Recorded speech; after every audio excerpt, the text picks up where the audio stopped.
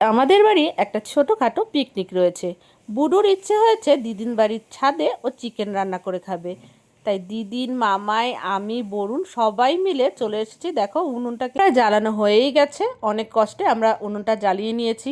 রোজের তো অভ্যাস নেই, জানোই তোমরা, তো সেই জন্য কোনো রকমে উনুনটা জ্বালানো গেছে। জ্বলে গেছে।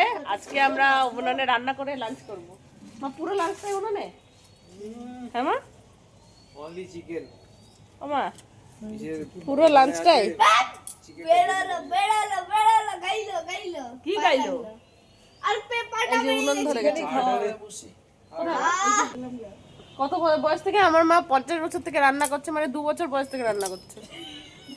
মা একটু গল্পটা বলো না। এদিকে এইদিকে এইদিকে এইদিকে, তুমি 2 বছর বয়স থেকে হ্যাঁ, এই যে জামাই বসে পড়ছে, 2 এক্সপার্ট নিভে গেছে। পেপার যতক্ষণ জ্বললো ততক্ষণ উনুন জ্বলেছে, তারপরে উনুন খুশি হয়ে গেছে। দেখি আজকে রান্নাটা কি হয়। এখানে আমি আর মা ছাড়াও সবাই এক একজন বিশাল কুক। এই দেখো বুডু এখানে আবার চিকেন রান্না করার জন্য আলু ভাজতে বসেছে। ভয়টা পাচ্ছে কেমন, দেখতে পাচ্ছ? কিন্তু আলুগুলো ওরই ভাজা চাই।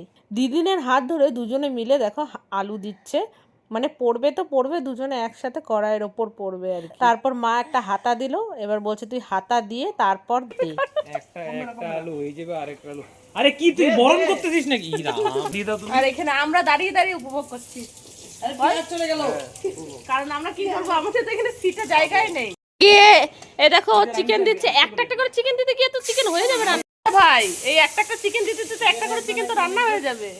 এই যে আমরা খেতে বসে গেছি, চিকেন আমাদের হয়ে গেছে। আর বুডু ওইদিকে একা একা দেখো সবকিছু নিয়ে নিচ্ছে। দেখো খাওয়া হয়নি এখনো আমাদের চিকেন। আমরা এখন ইলিশ মাছ দিয়ে খাচ্ছি, ইলিশ মাছ দিয়ে। ভাই কেমন লাগছে খেতে? আমাদের মাংস না, মানে আমাদের চিকেন রান্না হয়ে গেছে। এই অনেক চিকেন আমরা খাচ্ছি। কেমন হয়েছে ভাই?